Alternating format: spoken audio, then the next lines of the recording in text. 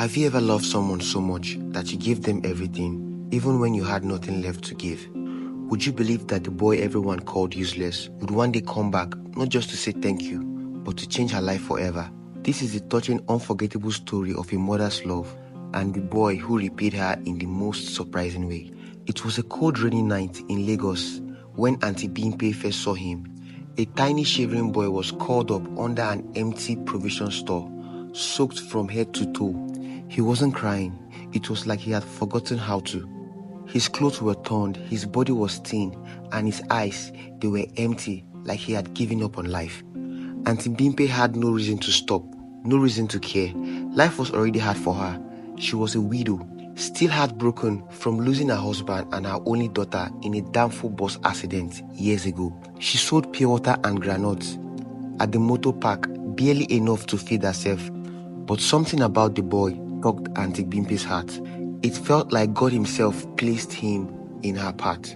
Without thinking, she pulled off her wrapper, wrapped it around his tiny shoulders, and led him home through the muddy street of Lagos.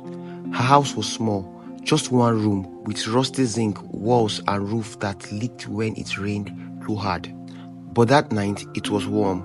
She gave him gari and soup, even though it was her last meal.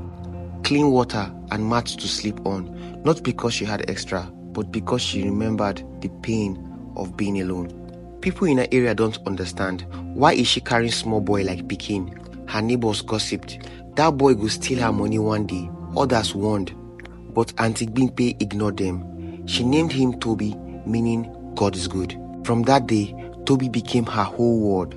She shared her meals even when her stomach growled like thunder, washed his torn cloth in the bucket outside, taught him how to read using old newspapers, told him 9 stories of brave heroes like Shango and Queen Amina. She believed in him before he believed in himself.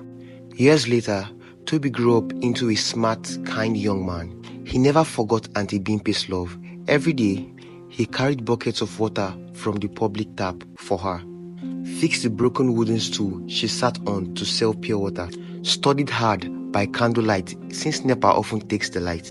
Auntie Bimpe worked tirelessly, selling akara in the morning and sachet water in the afternoon, just to pay his school fees. Some days she went hungry so he could eat. The big day came when Tobi graduated top of his class. The ceremony was small, held in a local community hall, but when they called his name, Auntie Bimpe burst into tears. Her hands shook as she clapped, her heart swelling with pride. Mama Bimpe cried happy tears that day, her heart full of pride. But just 2 weeks later, Tobi disappeared. The only thing left, a small note on her plastic table. Mama, I will come back to you, bigger than your dreams. Her heart broke, but she held on to those words like a precious jewel. She waited and waited. 7 years passed, but time was not kind to Auntie Bimpe. Her strong market woman arms now shook when she lifted things. Her back hurt from years of carrying heavy buckets of water.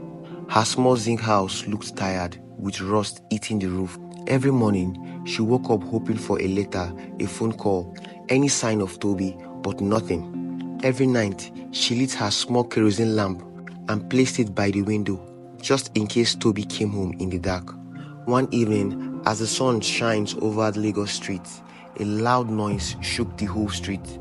A car, shinier than a Nollywood star's ride, pulled up, a big black roaring machine, the kind only governors and billionaires drive. The whole neighbors ran out to see. Mama Bimpe's hand shook as she saw him, her Tobi, now a man. He fell to his knees right there in the dirt, crying like a baby.